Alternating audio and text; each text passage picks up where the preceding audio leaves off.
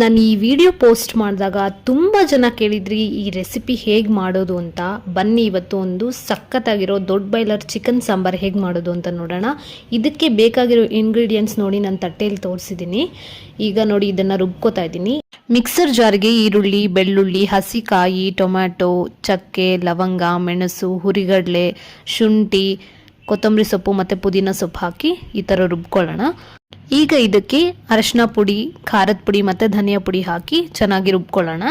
ಈಗ ಒಂದು ಕುಕ್ಕರ್ಗೆ ಎಣ್ಣೆ ಹಾಕಿ ದೊಡ್ಡ ಬಾಯ್ಲರ್ ಚಿಕನ್ ಹಾಕೋತಾ ಇದ್ದೀನಿ. ದೊಡ್ಡ ಬಾಯ್ಲರ್ ಅಂದರೆ ಒಂದು ಸ್ವಲ್ಪ ಗಟ್ಟಿ ಇರುತ್ತೆ. ಇದನ್ನು 4ರಿಂದ 5 ವಿಸಿಲ್ ಕೂಗಿಸ್ಕೋಬೇಕಾಗುತ್ತೆ.